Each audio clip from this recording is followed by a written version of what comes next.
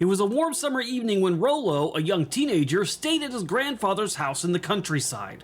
The night started out like any other, but as he played with the dog on the porch, a strange image caught the corner of his eye. Was it a figment of his imagination, or was it something more sinister? Hello, I'm Erudai and welcome to Moonskull. If you're looking for tales of horror, the paranormal, sci-fi, or the unexplained, well then you are in the right place. I know you 5,000 wonderful fear addicts, as well as the 30% of you closet horror buffs who have still not subscribed yet, are eager to get to the story I just mentioned. So, let's dive into Rolo's paranormal chilling experience. It was a warm summer night, and Rolo found himself visiting his grandmother's house in the countryside.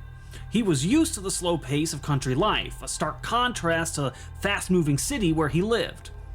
His mother and his brother had gone out to a community party, leaving Rolo alone with his grandfather, who was settled comfortably watching TV in his living room. After dinner, Rolo decided to step outside and get some fresh air. He went to the patio to play with his grandfather's dog. The only light came from the porch light, glowing faintly against the vast darkness that was surrounding him. The air was thick with the scent of nature, and the night was eerily quiet. It was then that Rolo noticed something strange. From the corner of his eye, he saw a figure moving slowly across the porch. At first, he thought it was just his imagination playing tricks on him, but as he focused, he realized it was much more than that. The figure seemed ethereal, almost like a cloud of white mist moving across the porch. Rolo squinted, and for a moment his heart skipped a beat. The movement, the shape, it looked just like his grandmother. The figure moved slowly, just like his grandmother used to walk. She always walked with difficulty, using crutches. Her movements were deliberate and labored. But this was different. This was a floating, misty version of her, walking effortlessly across the porch. The dog, unfazed, continued to run in circles, as if unaware of what was happening. Rolo stood frozen in place. He watched as the figure moved inside the house, the door creaking open as it passed through. His confusion outweighed his fear, and he was unsure whether what he had seen was real or just a trick of the mind. He decided to investigate, his curiosity outweighing the strange feeling that was creeping up his spine. So he made his way to the house, carefully walking through the dimly lit rooms. He checked the hallway, the kitchen, and the living room, but there was no sign of anyone. His eyes darted around the room, trying to find the source of the strange figure. It wasn't until he reached the guest room, however, where he and his family usually stayed, that he noticed something even stranger.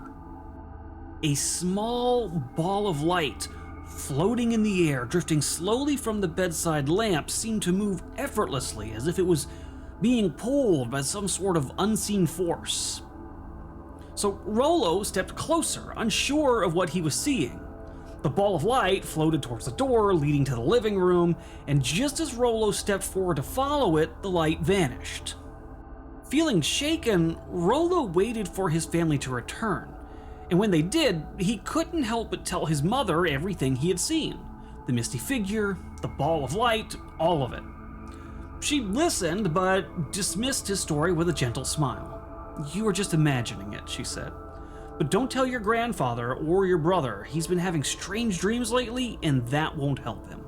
But Rolo couldn't shake the unease that had settled in his chest. He didn't know what he had seen, but it was clear that the night had shifted something inside of him. His grandmother had passed, but her presence had seemingly lingered on in a way that he just couldn't explain. There was something eerie, something beyond explanation that night in the quiet countryside. And there you have it, folks, a haunting tale of a seemingly normal night that turned into a chilling experience. What do you think happened to Rolo? Was it just his imagination, or was his grandmother's spirit really trying to communicate with him in that house? Let me know your thoughts in the comments down below. And if you want more of this kind of wild, paranormal, real-life madness, make sure you smash that like button and hit subscribe, because we got plenty of more where that came from.